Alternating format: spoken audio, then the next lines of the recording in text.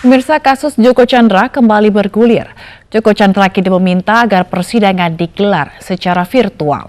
Sementara itu, Divisi Profesi dan Pengamanan Polri menunda pemeriksaan intensif Brigjen Prasetyo Utomo terkait kasus surat jalan buronan Joko Chandra. Surat ini juga tidak memastikan bahwa yang bersangkutan akan hadir di persidangan, malah meminta persidangan dilakukan telekonferensi. Drama Joko Chandra kembali bergulir. Setelah sempat mengirim surat keterangan sakit dan tidak dapat menghadiri persidangan, Joko Chandra justru meminta agar persidangan digelar secara virtual. Pengacara Joko Chandra berdalih permohonan sidang melalui virtual karena faktor kesehatan. Itu karena kesehatannya beliau kan kurang baik, tapi di satu sisi majelis hakim kan memberi kesempatan terakhir kepada beliau untuk hari ini. Jadi dengan kondisinya dia yang belum pulih, tapi kesempatan hari ini adalah kesempatan terakhir, maka dia memohon untuk dapat dilaksanakan secara telekonferensi. Hadir dalam sidang siang tadi, Koordinator Masyarakat Anti Korupsi, Boyamin, berharap keseriusan pemerintah dalam menangani kasus Joko Chandra. Hadir atau tidak hadir, surat saya hari ini adalah meminta kepada Ketua Pengadilan Negeri Jakarta Selatan menghentikan seluruh proses peninjauan kembali, atau setidak-tidaknya setelah ini sidang selesai nanti apapun putusan hakim memberesin berkasnya, menutup berkasnya kan kemudian diserahkan Ketua Pengadilan. Nah, itu saya minta kepada Ketua Pengadilan Negeri Jakarta Selatan untuk tidak meneruskan ke Mahkamah Agung, alias cukup diarsip saja, gitu loh. Sebelumnya Joko Chandra masuk Indonesia diduga pada Mei hingga akhir Juni lalu. Joko mencoba peruntungan baru mengurus peninjauan kembali kasusnya di pengadilan. 11 tahun silam saat baru buron, Joko pernah mengajukan PK namun gagal. Proses pengurusan KTP elektronik Joko Chandra yang kilat pun menyita perhatian. Kasus Joko Chandra bermula saat Kejaksaan Agung menganggapnya terlibat permainan kotor, mencairkan dana Bank Bali yang baru dapat suntikan BLBI. Setelah ditahan 1 tahun, Joko Chandra bebas karena pengadilan hanya menganggap kasusnya perdata. Kejagung naik banding 8 tahun berselang. Hasilnya, Mahkamah Agung memutuskan Joko Chandra bersalah, dihukum 2 tahun penjara dan mengembalikan uang 500 miliar rupiah. Tim Liputan iNews melaporkan. Pemberhentian dari dan pengangkatan dalam jabatan di lingkungan Polri. Pada tanggal 15 Divisi Profesi dan Pengamanan Polri masih memeriksa intensif Prasetyo Utomo terkait kasus surat jalan buronan Joko Chandra. Namun menurut Kepala Biro Penerangan Masyarakat Polri, Brigjen Pol Awistiono siang tadi, pemeriksaan ditunda karena yang bersangkutan dirawat di rumah sakit karena darah tingginya kambuh. Yang bersangkutan membuat surat izin sendiri menuju Pontianak. Info yang kita dapatkan yang bersangkutan langsung dalam satu pesawat dengan DPO Joko Chandra, dan ini yang masih kita ke depan akan laksanakan pendalaman karena memang sampai hari ini kami sudah cross check ke Propam maupun ke Pusdokes, yang bersangkutan masih belum bisa kita periksa, masih dalam perawatan di rumah sakit. Tentunya nanti kalau ada perkembangan kita juga akan update kepada rekan-rekan. Prasetyo Utomo melanggar kode etik profesi Polri dan juga telah melanggar etika kelembagaan dengan tidak punya integritas dan tidak profesional, yakni membuat surat jalan palsu di mana seolah-olah Joko Chandra merupakan konsultan Bareskrim Polri.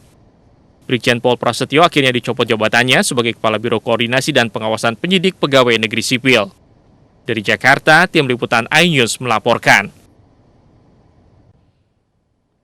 Badan Pemeriksa Keuangan atau BPK menemukan 5 kementerian dan lembaga yang menggunakan rekening pribadi dalam pengelolaan dana APBN.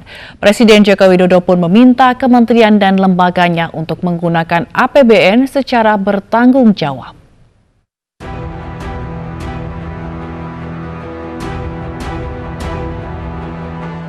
Badan Pemeriksa Keuangan BPK menemukan 5 kementerian dan lembaga yang menggunakan rekening pribadi dalam pengelolaan dana dari anggaran pendapatan dan belanja negara tahun 2019.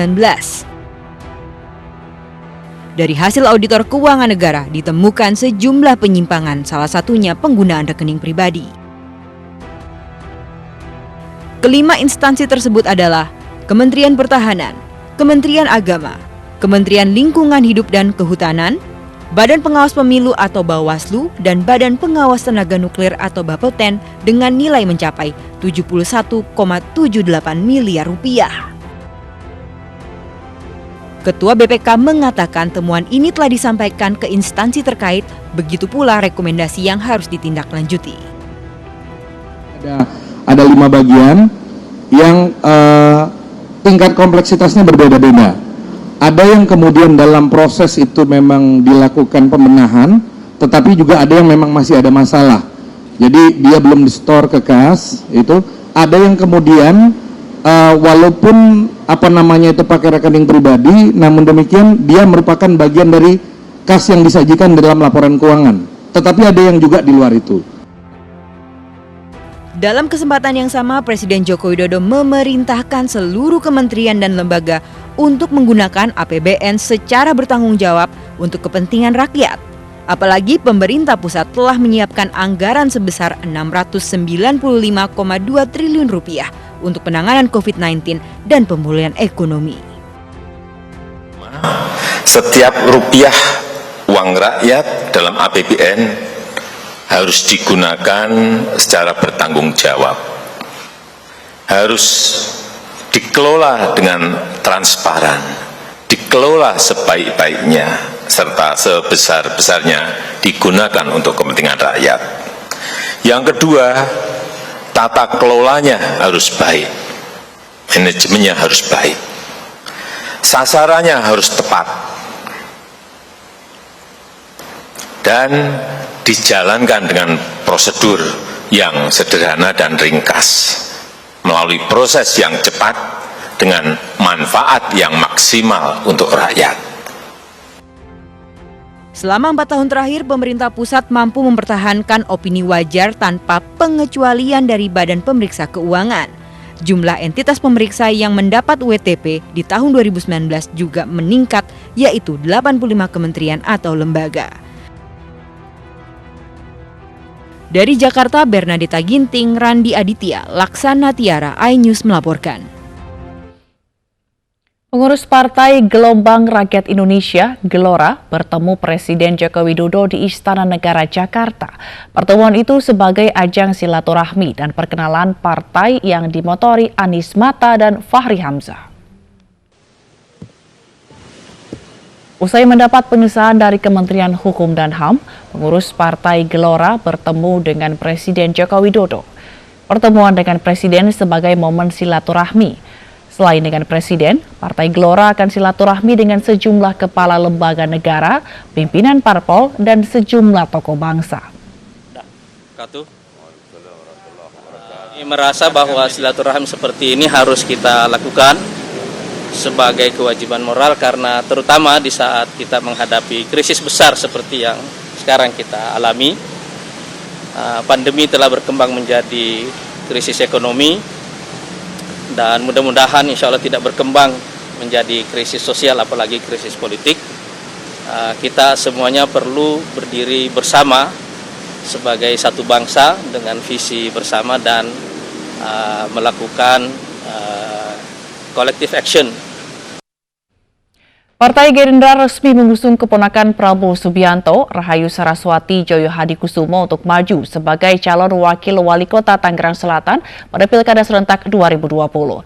Saras akan mendampingi Muhammad Ali yang saat ini merupakan Sekretaris Daerah Tangerang Selatan.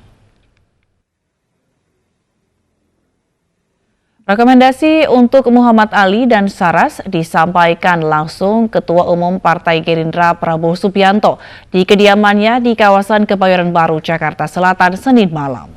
Dalam mengusung keduanya sebagai pasangan bakal calon wali kota dan wakil wali kota Tangerang Selatan, Partai Gerindra berkoalisi dengan PDI Perjuangan.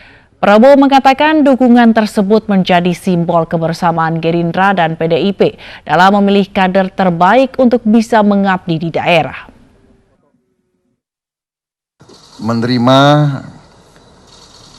rekomendasi dari Partai Gerindra untuk mendukung pasangan calon wali kota Tangerang Selatan dengan wakil wali kota Tangerang Selatan. Calon adalah suatu pasangan dari saudara Dr. Andes Haji Muhammad, MSI, dengan saudari Saraswati Joyo Hadikusumo, ya, dari Partai Gerindra, Pak Muhammad dari usungan PDI Perjuangan. Ini saya kira adalah suatu simbol kebersamaan di mana kita memilih kader-kader terbaik untuk mengabdi berbakti kepada rakyat. Sebelumnya, artis Raffi Ahmad dirayu putri Wakil Presiden Ma'ruf Amin, Siti Nur Azizah, untuk ikut dalam Pilkada Tangerang Selatan 2020. Namun, Raffi masih akan mempertimbangkan pinangan tersebut. Sekali ini ada my brother, Pak Rapsel. Artis Raffi Ahmad dirayu untuk maju dalam Pilkada Tangerang Selatan 2020. Tawaran ini disampaikan Siti Nur Azizah yang akan maju sebagai calon wali kota Tangerang Selatan saat bertandang ke rumah Raffi Ahmad. Siti Nur Azizah datang bersama suaminya, Rapsel Ali. Kan sekarang banyak artis mau jadi bupati, wakil gubernur, ya kan? Iya. Nah, sekarang Raffi. Dan jauh-jauh kan tetangga tuh. Iya. Nur Azizah yang merupakan wakil sekjen Partai Demokrat diusung partainya menjadi bakal calon wali kota Tangerang Selatan dalam Pilkada serentak 2020. Sementara itu, terjun ke dunia politik belum pernah dilakoni suami Nagita Slavina ini. Raffi Ahmad hanya pernah menjadi pendukung pasangan Anies Baswedan Sandiaga Uno saat pemilihan Gubernur DKI Jakarta 2017 serta mendukung pasangan Joko Widodo Ma'ruf Amin pada pemilihan Presiden 2019 lalu. Mohon doanya nanti tawaran dari Bunda. Saya tuh udah tersanjung sekali, Bunda. Oh, terima kasih. Terima kasih, nanti saya ngobrol sama Nagita. Sebenarnya saya udah mau, Bunda. Cuman maulah menjadi pendampingnya Bunda, anak seorang kiai besar, Pak Abah Ma'ruf Amin, wakil presiden, dan bundanya juga kompetensinya luar biasa, dan suami bunda juga sahabat saya. Saya tuh udah mau nih, tapi apakah saya sudah siap atau belum? Di tengah kecenderungan perilaku memilih masyarakat yang belum rasional, popularitas masih menjadi magnet untuk mendulang suara pemilih. Ideologi atau visi perjuangan yang sama bukan menjadi persoalan yang terlalu penting.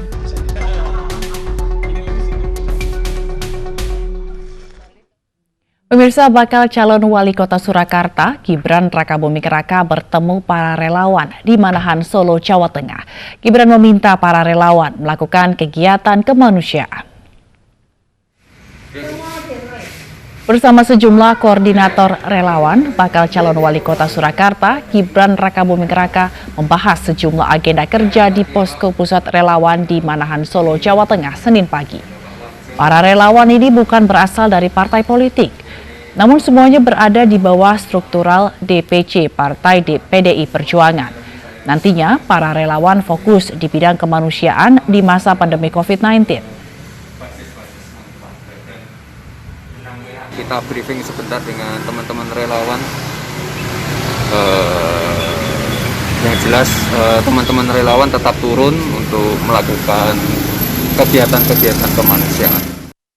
Setelah Gibran Rakabuming Raka mendapat karpet merah melaju di Pilkada Surakarta, kini menantu Presiden Joko Widodo, Bobi Afif Nasution, juga digadang-gadang melenggang di Pilkada Medan, Sumatera Utara. Nama Bobi semakin kuat diusung PDI Perjuangan setelah Partai Keadilan Sejahtera dan Partai Demokrat mendukung petahana Akhyar Nasution.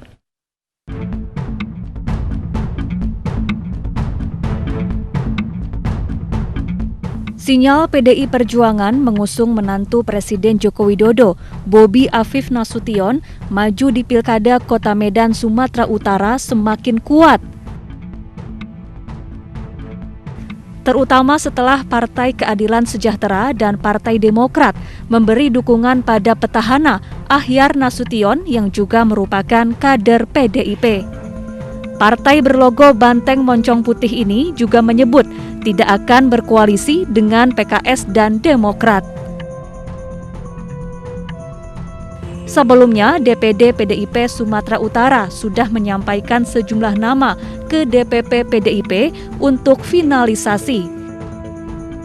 Dalam daftar itu terdapat 3 nama, yaitu Bobi Nasution, Ahyar Nasution, dan kader Gerindra Ihwan Ritonga. Bobi Nasution diketahui telah menyatakan diri maju dalam Pilkada serentak 2020. Bobi juga telah sowan ke sejumlah petinggi partai politik dan mendapat dukungan dari Partai Golkar, PAN, dan Nasdem. Tim Liputan iNews melaporkan. Di masa transisi new normal, 20 karyawan Bank Sumsel Bubble di Kota Palembang positif COVID-19. Informasinya usai jeda, kami akan segera kembali.